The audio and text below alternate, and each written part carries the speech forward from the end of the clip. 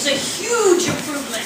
Then we pump that sap all the way up the hill into this tank, excuse me, and then we actually have an automatic feed tube directly into the evaporator.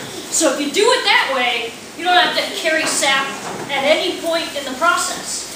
It feeds directly into the evaporator. The other nice thing that this piece of modern equipment does for us is, if you remember that kettle way at the beginning, or even worse, the rocks to and from the hollow log, it was real difficult to watch your temperature control and not burn your syrup as it gets closer. Well, this piece of equipment has chambers on the left that are narrower, you might have noticed, and they reach further down closer to the flame, and that's where we have rapidly boiling sap. On the right, the chambers are flatter and wider. They're not as close to the flame, so that's what we call our finishing pans. Now, when we are ready to finish off a batch, we do have to put a plug in there, because you can't just keep adding fresh sap. You'll never get syrup. So on the right, we will close one of those off to finish the simmering in order to get it to be syrup. But no matter how fancy or modern your equipment gets, it is still always going to take, how many gallons of sap? 40. 40.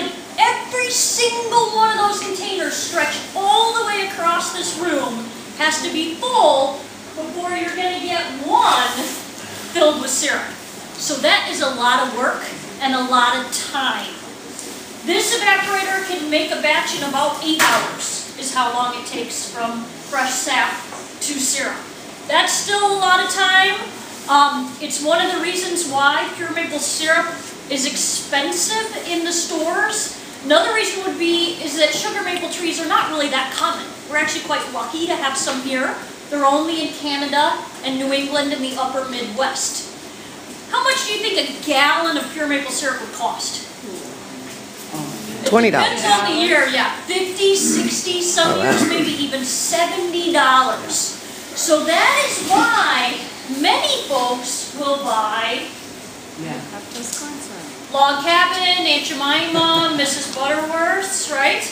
And these are not made necessarily from maple syrup. They're made from a different plant. A plant that is much more common, easier, and cheaper to produce. What plant would be the main ingredient in this? Fructose, corn syrup. Yeah, corn syrup. But that's not the only ingredient. I want to read you guys this. It's corn syrup, water, pure maple syrup. So this brand actually has a little bit in there. I think it's 10% or less. Trisodium citrate, artificial flavors, cellulose, gum, sorbic acid, sodium benzoate, and caramel color. Anybody know what all that stuff is? Cancer. I don't either. All that goes into here is pure maple sap. All that comes out is pure maple syrup. That's it, just one ingredient. And what's happening is the evaporator is evaporating water away from that sap. And so that's how we get a thicker liquid than just the watery sap. And then as you cook a sugar, it will turn brownish in color. Now when we think we're ready, when we think it's been boiling long enough, we need to do a couple different tests. We can test with a thermometer, which in a controlled environment would work really well. Water boils at how many degrees Fahrenheit? Does anybody know? 212. Syrup boils at 219. So we can watch as it starts to become closer to syrup. It's actually going to raise above that level of boiling water.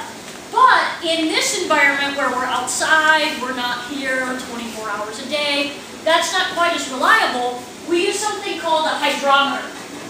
And it tests, well, it tests specific gravity, but basically it tests how thick it is. Is it syrup yet?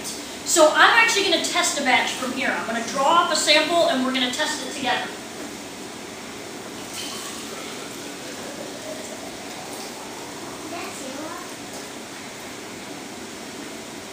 Did you see what was coming out there? Did it look brown? No.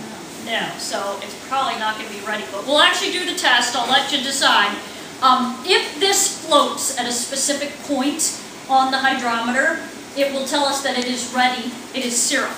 If I drop it in and we hear it go clink, clink, clink, and it stays on the bottom, it's not ready. So you guys can tell me just by listening, is it ready or not? No. Not even close. So sometimes when it's getting ready, you'll get smaller bounces, your slower bounces. But yeah, when it's actually ready, you should be able to drop it in and it'll just float right there. It actually won't even drop to the bottom. So this goes back in. Once it is ready, it's been boiling for hours, so it's sanitized. We do run it through a filter just to make sure there's no particles that have been falling into it, and we put it into sterilized jars, so it's ready to eat. Yes, sir? It's actually the